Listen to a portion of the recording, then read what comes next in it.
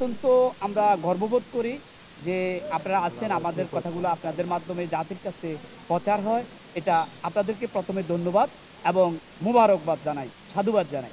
পাশাপাশি বলতে হচ্ছে যে 1862 সালে যখন বাংলাদেশে রেলের চলা শুরু হয়েছে, আমরা ইতিহাস সম্পর্কে জানি।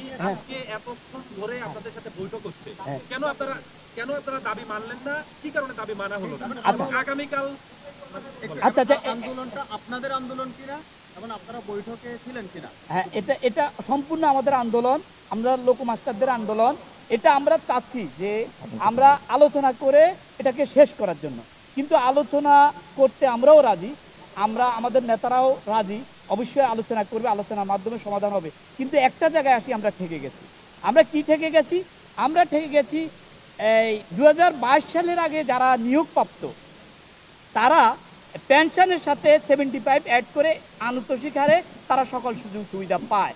কিন্তু আপনার 3/11/21 সালের পর থেকে একটা প্রজ্ঞাপনের মাধ্যমে অর্থ মন্ত্রণালয়ের একটা প্রজ্ঞাপন সেটাকে শিথিল করা হয়, রহিত করা হয়। বলে এখন আপনার কাছ থেকে জানতে চাচ্ছি, যাতে গতকাল রাত থেকে যে কর্মসূচি পালন করছে এটি প্রত্যাহার হবে কিনা? অবশ্যই হবে, আলোচনা সাপেক্ষে।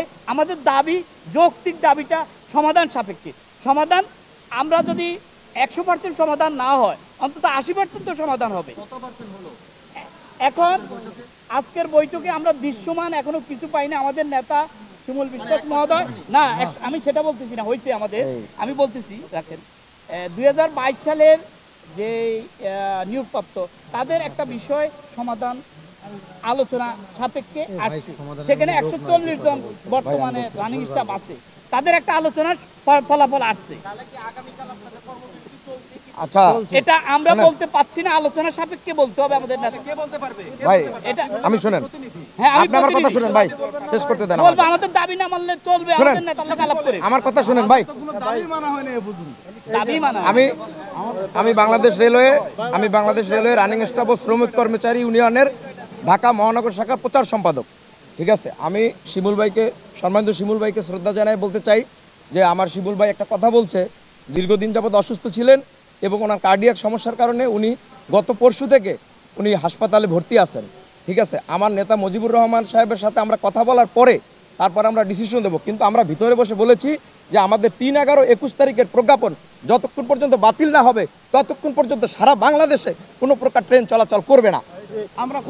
আমরা আন্দোলনের ভিতরে থেকে আমাদের দাবি আসবে, দাবি পূরণ হবে, তারপরে রেল চলাচল স্বাভাবিক হবে। এর আগে কোনো প্রকার রেল স্বাভাবিক হবে না। যতক্ষণ পর্যন্ত আমাদের এই 3/11/21 প্রজ্ঞাপন বাতিল না হবে ততক্ষণ পর্যন্ত আমাদের কর্মসূচি চলতে থাকবে। বলেছিলাম ক্ষতিগ্রস্ত পরিবার যারা আছে তাদেরকে 3 গুণ টাকা দিতে হবে।